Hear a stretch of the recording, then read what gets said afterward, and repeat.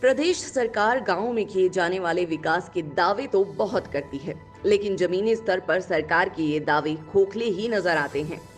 आलम यह है कि ज्वालामुखी के अंतर्गत पड़ते क्षेत्र मझीन की फकेड़ पंचायत के गांव भरनाला आज भी पक्के सड़क से वंचित है। भारी बरसात के दिनों में सड़क की हालत इतनी दयनीय हो जाती है कि मरीजों के लिए पालकी ही एकमात्र सहारा रह जाती है। हाल ही में इसी गांव से संबंधित एक वीडियो सोशल मीडिया पर खूब वायरल हो रहा है, जिसमें गांव के कुछ लोग एक मरीज को पालकी में रखकर लगभग 4 किलोमीटर दूर पक्की सड़क तक पहुंचा रही हैं। बताया जा रहा है उक्त रोगी का नाम ग्रिबूराम है और वे कैंसर रोग से पीड़ित है, जिसका टांडा मेडिकल कॉलेज में इलाज चल रहा है। सड़क की हालत खस्ता होने से उस इलाके के लोगों को मरीज एक पालकी से उठाना पड़ा और वे बारिश में करीब 4 से 5 किलोमीटर पैदल चल पड़े। बरसात के मौसम में कच्ची सड़क पूरी तरह से क्षतिग्रस्त हो चुकी है और इस गांव के लोगों को सरकार और सरकारी अधिकारियों से कोई उम्मीद नहीं रही है।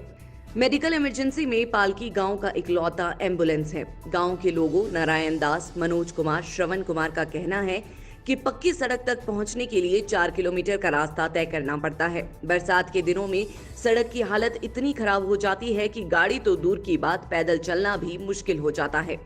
लोगों का कहना है कि अगर ऐसे ही हालात रहे तो आने वाले विधानसभा चुनावों का बहिष्कार किया जाएगा। फर्स्ट वर्डिक्ट के लिए ज्वालामुखी से विनायक ठाकुर की रिपोर्ट। मेरा नाम गरीबूराम है और मैं सीए पेशेंट हूँ। 2-3 साल से मैं कैंसर की बीमारी से लड़ रहा हूँ और मेरा सोमवार को ऑपरेशन हुआ था। तो वीरवार को मुझे हॉस्पिटल वालों ने छुट्टी दे दी, तो देरी तक तो गाड़ी का इंतज़ाम हो गया, लेकिन आगे रास्ता ऐसा है कि वहाँ चलना मुश्किल है। तो जो भी मेरे गांव के लड़के हैं उनसे मैंने विनती की कि पालकी लेके आएँ, और वो नीचे बारिश में भी पालकी लेके गए और मुझे पालकी में बैठा के घर तक 2 या 3 घंटे लगा दिए उन्होंने। उस रात से घर तक को पहुंचाया है और मंगलवार को फिर जाना है और फिर मुझे वो पालकी में लेके जाना पड़ेगा। और ये कितना दूर है आपका पालकी का सफ़र? ये पालकी का सफ़र हमारा 3 किलोमीटर 3.5 किलोमीटर के बीच है। अच्छा। शॉर्ट में जाए तो 3 किलोमीटर है, अगर सड़क जैसे सड़क तो ढह गई है तो 2.5-3-4 किलोमीटर पड़ता है सारा ये एरिया। और आज बरसात में वहाँ पाँव रखने की भी जगह नहीं आजकल है तो बुरा हाल है, लाशें गए हुए हैं। बंदा पालकी तो क्या, वैसे भी अकेला भी नहीं चल सकता, इतना बुरा हाल हो गया साहब। आप सरकार से और लोगों से क्या उम्मीद रखते हैं कि क्या उम्मीद होगा? यही है कि जल्द से जल्द हमारा रास्ते का भी ये समाधान किया जाए इसका, ठीक। और जो भी समस्या है हमारी उसको, और बाकी मेरे 2 बच्चे हैं, माता है पिता हैं। माता के दोनों बाजू जो हैंडीकैप हैं, शुगर का अटैक हो उसके, उनके बाजू नहीं चलते, और फादर है जो उनकी एक आंख बिल्कुल भी ख़राब है, बिल्कुल भी नहीं दिखता है। तो जब से मैं घर में बैठ गया हूँ तो उस वजह से उनको भी बाहर काम करने के लिए जाना पड़ता है। तो वो भी इस उम्र में बाहर जाके जो अब रोज़ा निकाल रहे हैं और माता भी घर पे हैं। अब मैं सरकार से गुजारिश करूँगा कि जो भी मेरी हेल्प की जाए वो आप कीजिएगा, और बाकी आप चाहे मेरी बीवी से बात कर सकते हैं। दम की बात किन्ना देवी बोल रही हूँ। मेरे हस्बैंड जो है वो इस टाइम सीए एनोरेक्टम पेशेंट हैं, स्टेज उनकी 3rd है। डॉक्टरों ने अभी उनको हाफ सर्जरी के लिए ट्रीट किया हुआ है। आगे उनकी जो है वो बैक साइड रेक्टम की और जो हमारा जो स्टमक है उसकी अभी सर्जरी वो 5 महीनों के बाद करेंगे। अभी उनको कीमोथेरेपी और रेडिएशन के लिए रखा हुआ है। तो मैं सभी से ये कहना चाहूँगी कि हमारी जो है वो रोड की जो है वो सभी से इस टाइम इतनी बड़ी समस्या है कि हम आपको बता नहीं सकते, क्योंकि हमें उस दिन हॉस्पिटल से डिस्चार्ज किया गया तो आगे मुझे ये समझ नहीं आ रहा था कि मैं कैसे उनको घर तक लेके जाऊँगी। तो मैंने हॉस्पिटल में अकेले वहाँ रहते हुए भी सभी को कॉल की कि ऐसे ऐसे बात है, हमें हॉस्पिटल से छुट्टी दी जा रही, तो आप ऐसा करो कि उनको घर पहुंचाने के लिए जो है वो एक पालकी का अरेंजमेंट करो। आप खुद ही सोच सकते हो कि जिस पेशेंट की 3 दिन पहले जो है वो उनकी आंत की जो है वो सर्जरी की गई है, उसको पालकी में बिठाया जाएगा तो उसको कितनी पेन होगी, कितना उसको दर्द झेलना पड़ेगा, क्योंकि उस टाइम कंडीशन ऐसी थी, ऊपर से बारिश भी हो रही थी। तो हम लोगों ने उनको बड़ी मुश्किल से पूरी बारिश में कभी पकड़ पकड़ के, कभी ऐसे बड़ी मुश्किल से उनको घर पहुंचाया। तो मैं सभी से ये बोलना चाहती हूँ हाथ जोड़ के कि हमारी जो है वो हेल्प की जाए और रोड की जो समस्या है उसको देखा जाए। हो सके तो हमारी जो फैमिली है, बच्चे हमारे छोटे हैं, जो भी हमारी ये वीडियो को देखेगा, जो भी ये करेगा, तो हमारी प्लीज़ सबसे ज़्यादा हेल्प करने की कोशिश करें, क्योंकि इनका ट्रीटमेंट जो वो काफ़ी लंबा है और इस टाइम मैं अकेली हूँ, क्योंकि यही कमाने के लिए थे हमारे पास। तो अब ये भी क्योंकि परमानेंट सर्वाइवर हैं ये सीए के, तो आप इनको देख लेना कि किस तरीके से आप जो भी हमारी हेल्प कर सकते हैं वो कीजिएगा।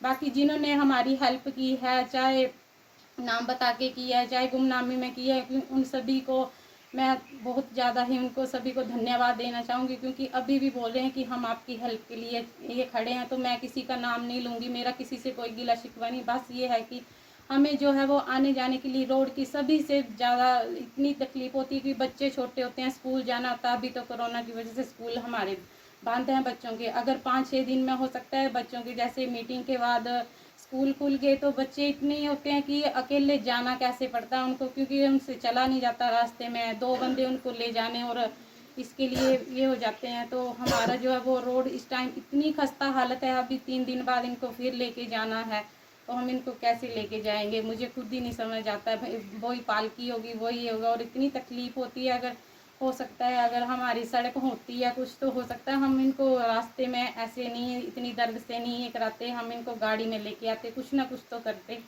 बस यही है कि हम लोगों की जो भी आप इसको देख रहे हैं, तो बस हमारी हेल्प कीजिए, जो भी इसको देख रहा है वो बस सभी हमारी हेल्प कीजिए। मैं आज आपको मिला रहा हूँ उन चंद युवाओं से जिन्होंने उस मरीज साथी को लेके जो सड़क तक लेके गए थे। ये इनकी एम्बुलेंस है और इन भाइयों ने उनको उठा के उस सड़क तक पहुंचाया है। आइए सुनते हैं इनकी जुबानी क्या हुआ था और ये कैसे किया था इन्होंने। हम अपने भाई जी को लेकर सड़क तक गए थे। हम गांव बड़नाला और फकेड़ पंचायत के निवासी हैं और हमारे भाई जी जो है वो बीमार हैं।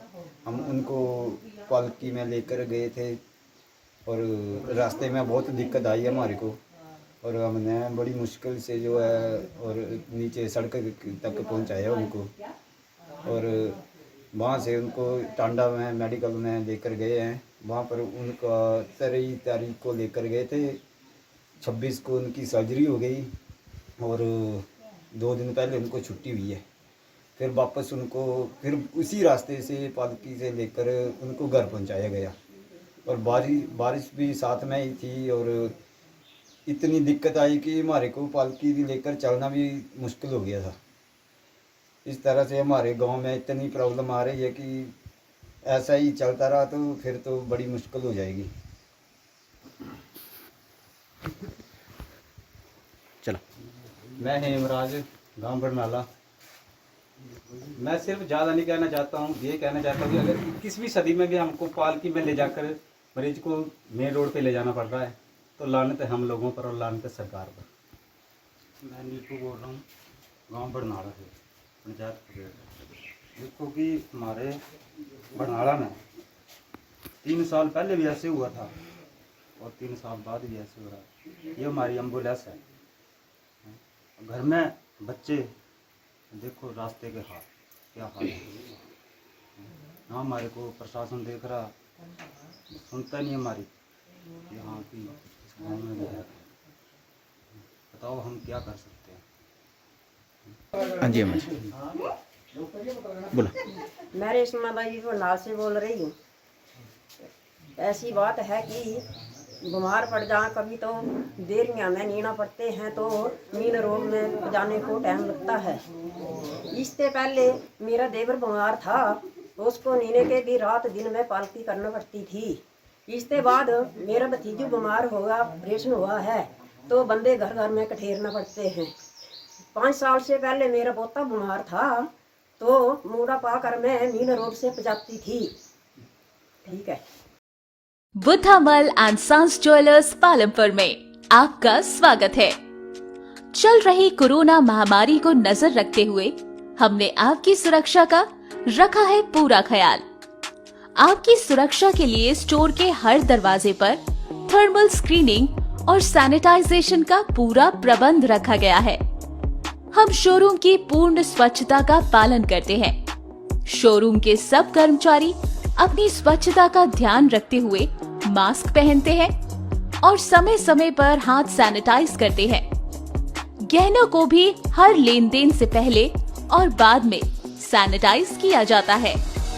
बुद्धामल and sons jewellers Palampur Himachal का सबसे बड़ा ज्वेलरी स्टोर सुरक्षा और स्वच्छता को ध्यान में रखते हुए आपको सुरक्षित खरीदारी अनुभव के लिए स्वागत करते हैं।